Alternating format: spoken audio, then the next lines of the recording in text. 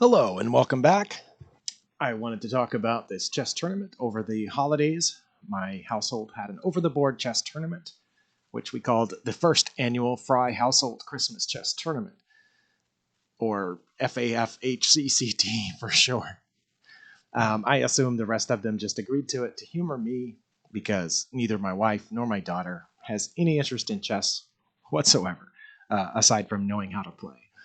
My son is mildly interested, and I think he wanted to play the tournament because he knew he would come out at least second. But they agreed to it a few days before Christmas. We agreed to the time format, 10-minute rapid games, using an app on my tablet as our clock. And we agreed to the round robin format of play, where each of us played all of the others one time in the first round, and then whoever came up with the most points, the two people with the most points after the first round, would play in a championship game.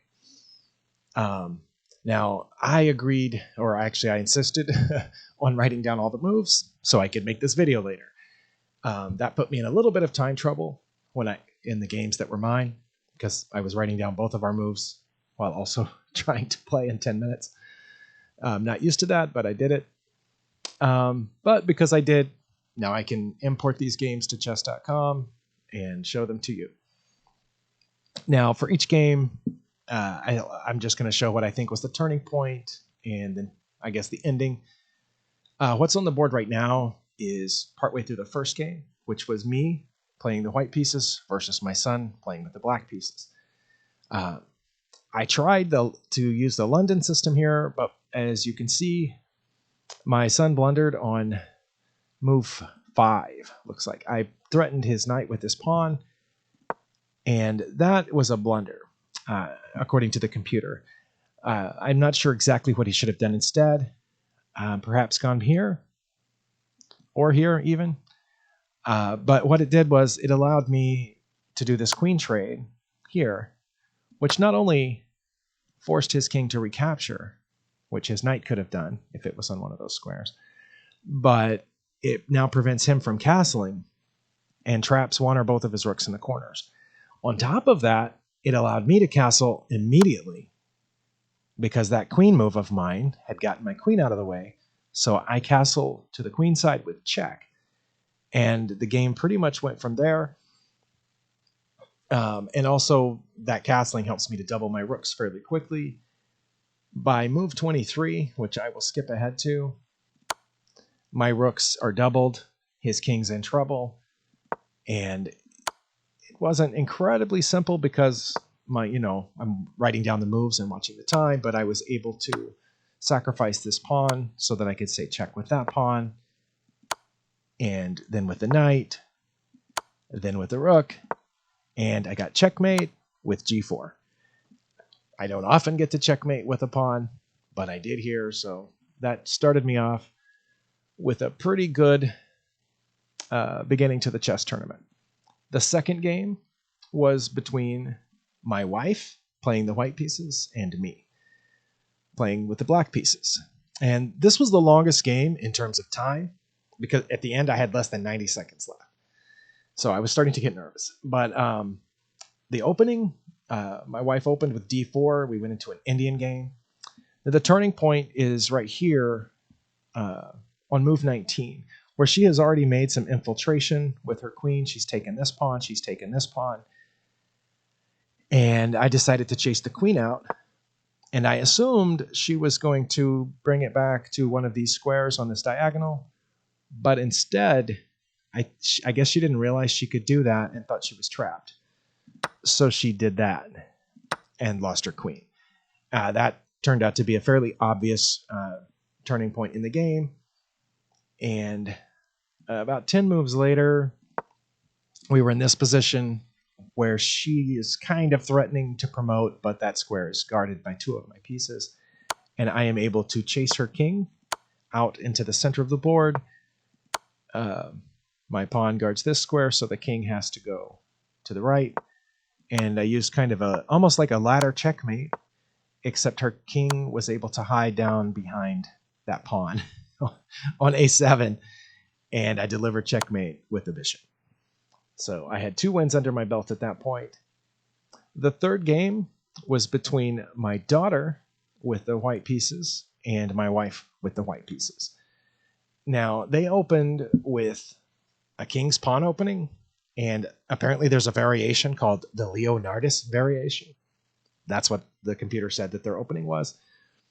This was the second longest game of the whole tournament at 42 moves, and it also had the lowest combined cap score, where both of them finished in the mid 40s, according to the computer. The turning point is shown right here, where my wife made the great move, according to the computer. And what happened here is the computer says there's checkmate in 4. And with this inaccuracy, now it's mate in 1. Checkmate in 1. But this is what happened in the game. Yeah, threefold repetition for a stalemate. The only stalemate of the tournament.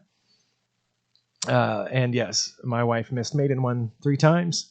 I honestly, I might have missed mate in 1 in that situation too, but I don't think I would have repeated, knowing that I had other things down there. The fourth game of the tournament, my son had the white pieces, and my wife was playing with the black pieces.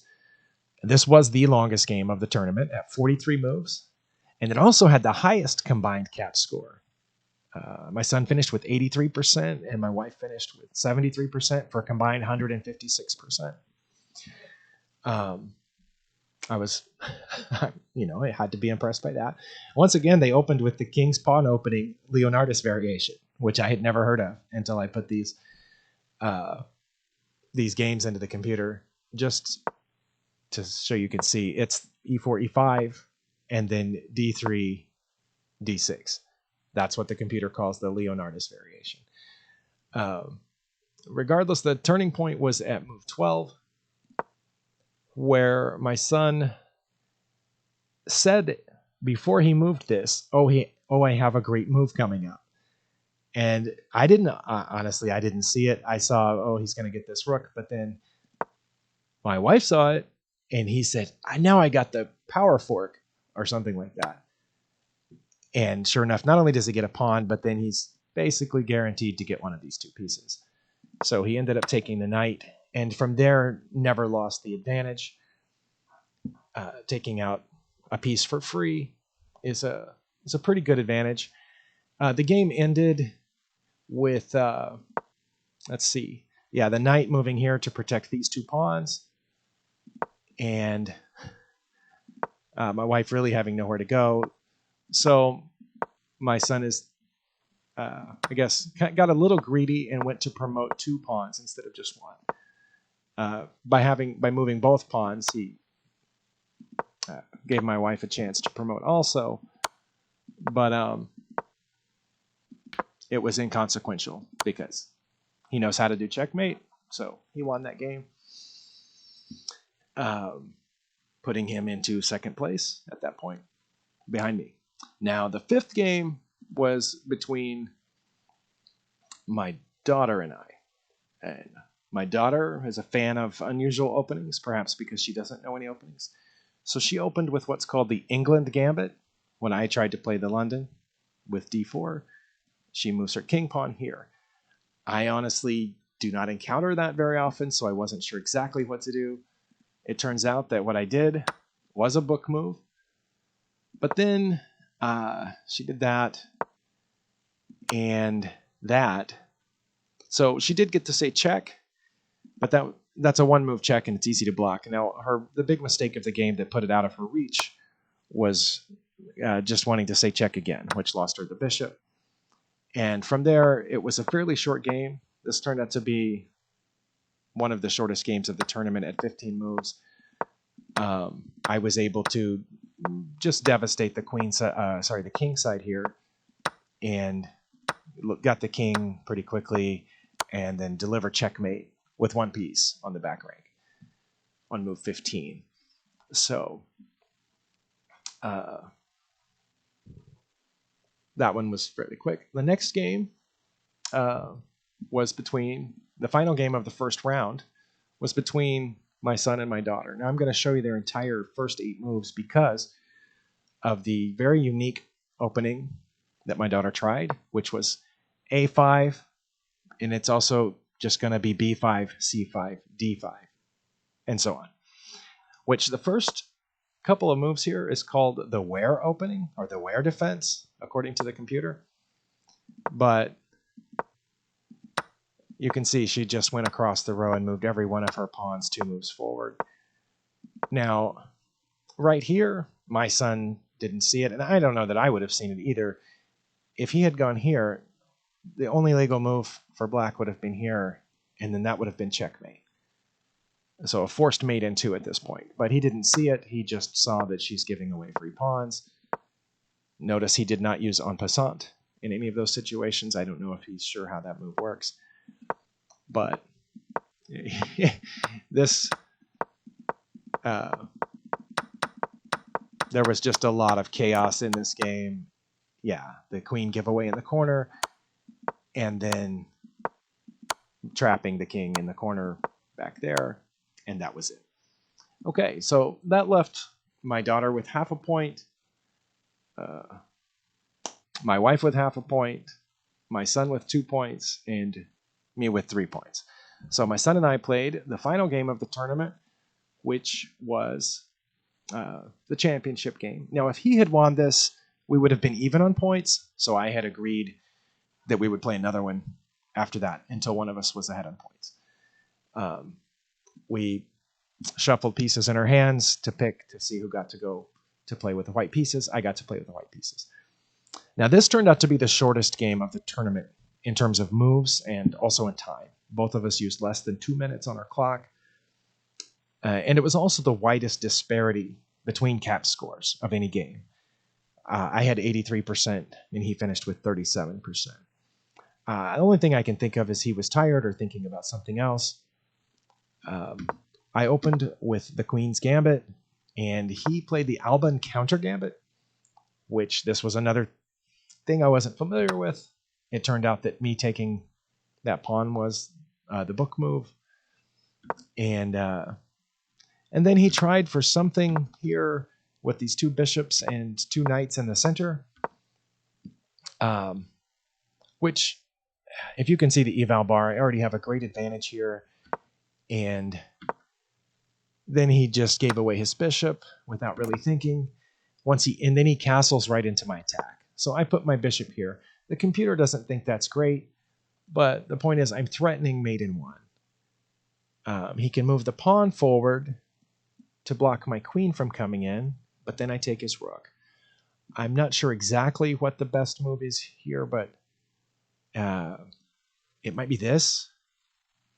Maybe putting the knight in front. But anyway, he didn't see that. And so on move 10, I got checkmate. So, yay, I'm the champion. Didn't surprise anybody, but it was fun. I think I did well. In the 4 games that I played, I only had 2 blunders overall total. And I was able to punish most of my opponent's mistakes, which is usually one of my goals. A lot of times I see them make a mistake, but I'm not sure what to do about it. So I think I did pretty well here. And except for that last game, I think my son did pretty well. He had a couple of wilder games than I did, but he's starting to get a good idea of what he's doing. My wife admitted she wasn't really trying except for that one game that she played against me. And it showed. She put up a pretty good fight until that one blunder. I think the tournament was fun. It was harmless. I hope the rest of them will humor me again next year. Do another one. We'll have our 2nd annual household chess tournament. But anyway, I hope that was fun for you. I'll try to get back to regularly scheduled programming here in the next day or 2. Thanks for watching.